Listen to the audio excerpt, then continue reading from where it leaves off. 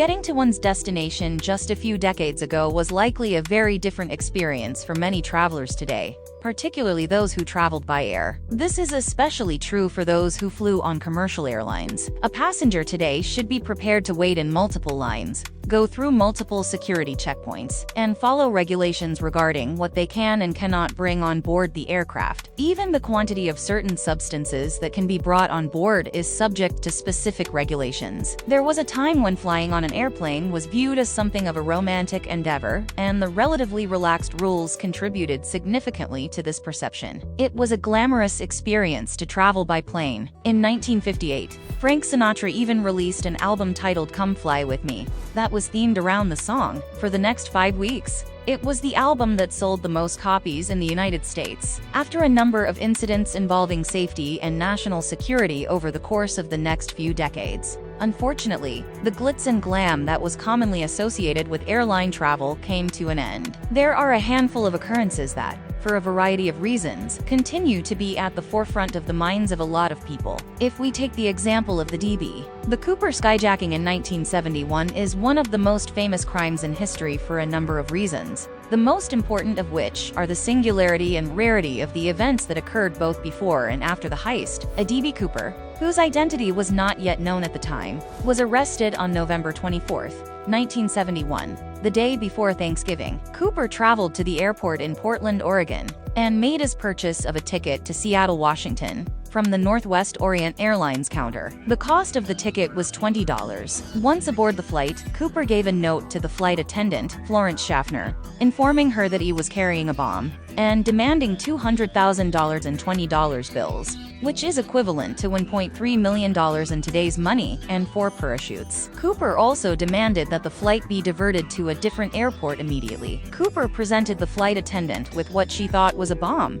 and the attendant relayed the information to the captain of the aircraft. If we were to conduct this investigation today, Cooper would already be known. On the other hand, when he bought his plane ticket to Seattle, he gave the name Dan Cooper, and that was sufficient to conceal his identity. If we fast forward to the present day, we find that the word of a passenger alone is never sufficient for proper identification when flying by airplane. Now, in order to enter your information into the flight records for the purposes of safety and security, you are going to need a valid form of identification that was issued by the government and states exactly who you are, famously known as DB. After warning the flight attendant that he was in possession of a bomb and would detonate it if his demands were not met, Cooper took control of a Boeing 727 and flew it to an unknown location. A terrifying circumstance that, in this day and age, would be nearly impossible to pull off successfully. The bomb, or equipment that could have been used to make a bomb, was concealed inside of the briefcase that Cooper carried on board with him. Cooper's plan to conceal the bomb threat within a briefcase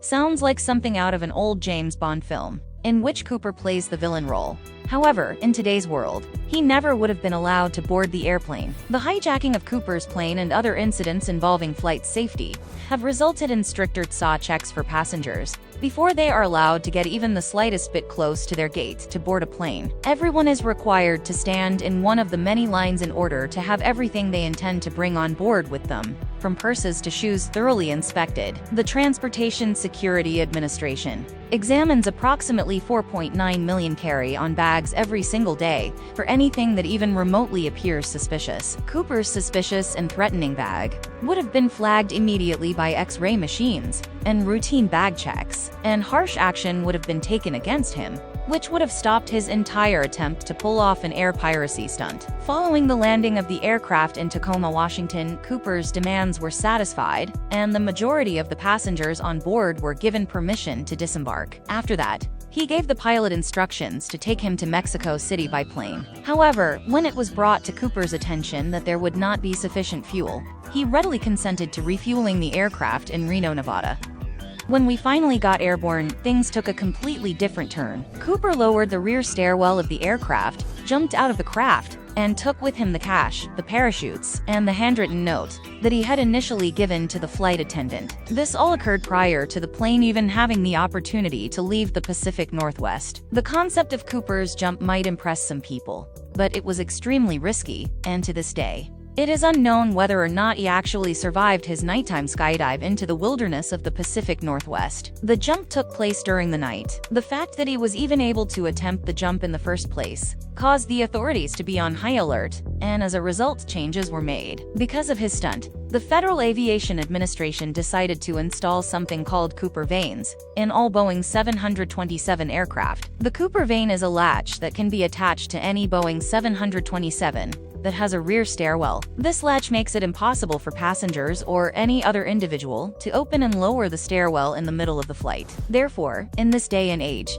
it is not possible to skydive from the rear of a commercial airplane. Very few people were able to provide a description of Cooper because he did not have any form of actual identification with him when he purchased his ticket. One of them was a flight attendant named Florence Schaffner, and she was the one who gave the authorities a description that was detailed enough for them to be able to create a sketch of what the hijacker might have looked like during the incident. Even though the drawing is still a significant component of the investigation, when it comes to DB Cooper, it is possible that if a greater number of people had seen his face, he would have been more likely to be identified. This is something to think about. The realization that the pilots on the plane that evening had no way of seeing Cooper hit them like a ton of bricks after the incident that occurred. As a direct result of the events, peepholes have since become an industry standard for installation in aircraft cockpit doors. This indicates that the pilots have the ability to look at whoever is outside the cockpit through the peephole in complete secrecy, if they are unable to exit the cockpit for any reason, and see that person. The night before Thanksgiving, one of the busiest national holidays in the United States, Cooper boarded a plane at the airport in Portland, Oregon,